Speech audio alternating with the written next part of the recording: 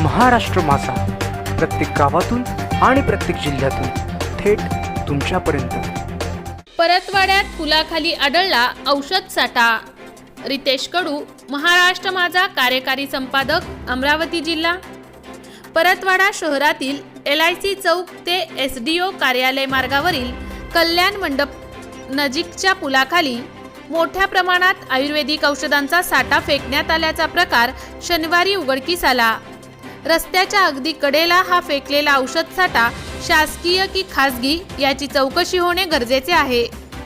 परतवाडा अचलपूर शहरात मोठ्या प्रमाणात खासगी डॉक्टर व औषधी दुकाने आहेत। याच ठिकाणी उपजिल्हा रुग्णालय, कुटीर रुग्णालय, शासकीय ट्रामा केअर सेंटर आहे।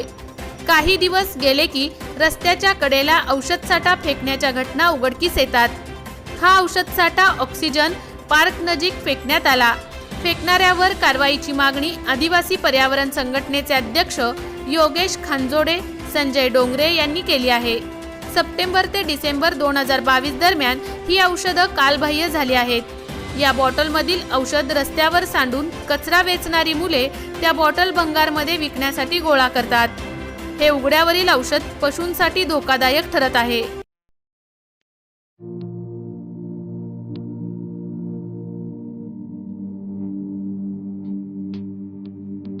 मोठे वेणगाव येथील आयुष फार्मा हाऊस, जिथे तुम्ही घेऊ शकता तुमच्या परिवारासह सुट्टीचा आनंद।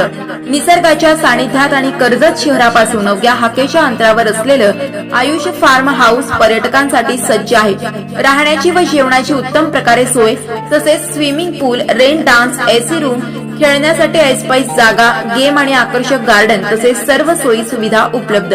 पत्ता: मोठे वेणगाव, कर्जत, रायगड। बुकिंग साठी संपर्क: भाई गायकार 88 88 38 11 11, अभिषेक गायकार 88 88 37 11 11, अवंतिका गायकार 77 20 04 56 78। तुमच्या परिवार आणि मित्रांसोबत सुट्टीचा आनंद घेण्यासाठी आताच बुक करा आयुष फार्म।